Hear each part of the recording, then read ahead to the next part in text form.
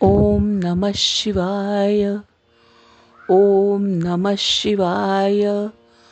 ओम नमः शिवाय. श्री शिवलीलामृत अध्याय 4 मधील कथा. कथेचे नावे विमर्शन व चंद्रसेन राजाची कथा. श्री गणेशाय नमः. सूत म्हणाले, सज्जन हो, विमर्शन हा किरात देशाचा राजा होता. तो शिवभक्त असूनही मद्य मांस सेवन करायचा. मृगये दरम्यान मोठी हिंसा करायचा. अधर्माने वागायचा. त्याला मधुराक्षींचीही आवड होती. त्याची राणी कुमुदवती ही सुलक्षणी आणि हुशार होती. एके दिवशी तिने पतीला विचारले, नाथ, शिवभक्त असूनही तुमचे आचरण दोषपूर्ण आहे, हे कसे? राजा म्हणाला, प्रिये, मागील जन्मी मी पंपा नगरीतील एक कुत्रा होतो. महाशिवरात्रीच्या दिवशी मला उपवास घडला. शिवपूजेचा सोहळा पाहायला मिळाला.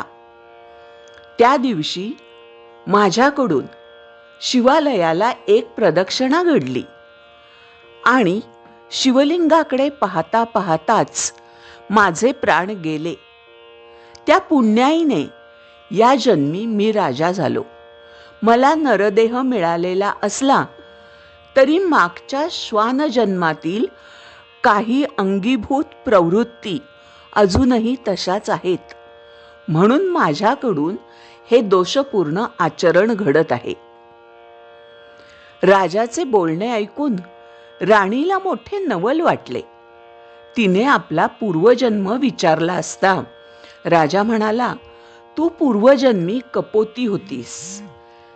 एकदा मांसाचा तुकडा चोचीत धरून उडत असताना ससाण्याने तुझा पाठलाग केला. त्या पळापळीत तू शिवालयाला 3 प्रदक्षिणा घातल्यास. तू दमून भागून मंदिराच्या शिखरावर बसली असताना ससाण्याने तुला झडप घालून ठार केले.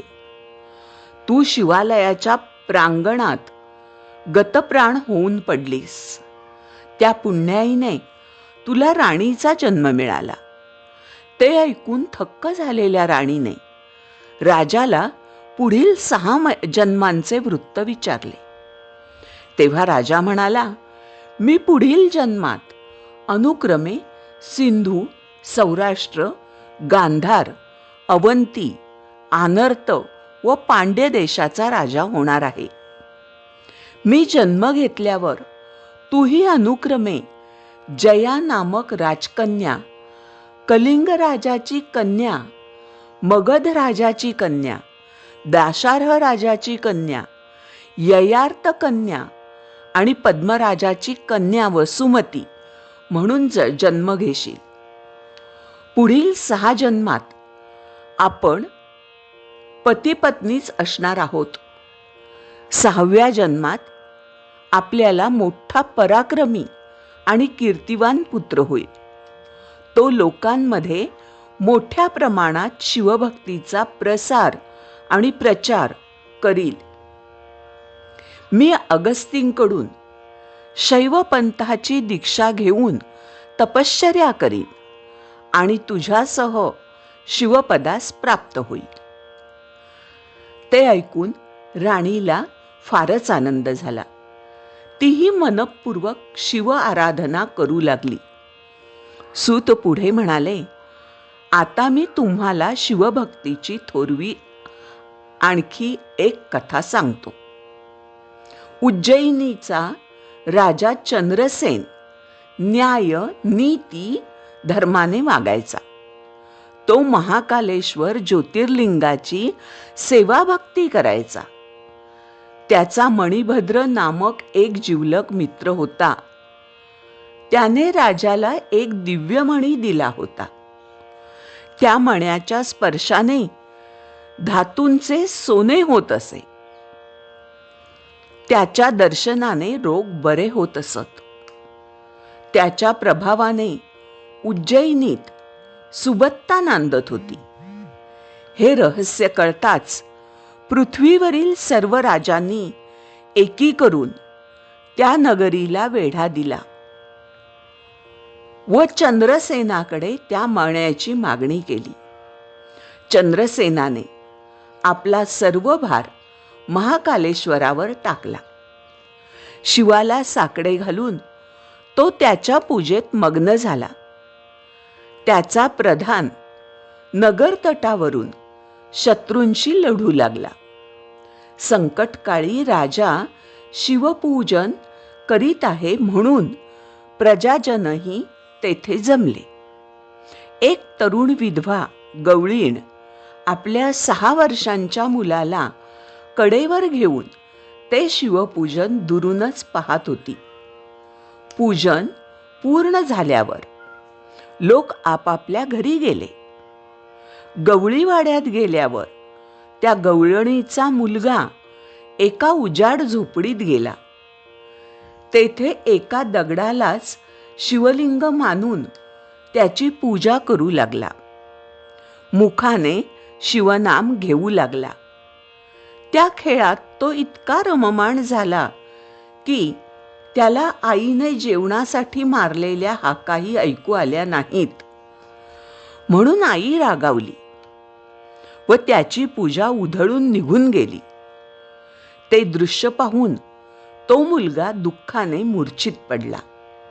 भानावर आल्यावर शिवाला हाका मारून विलाप करू लागला.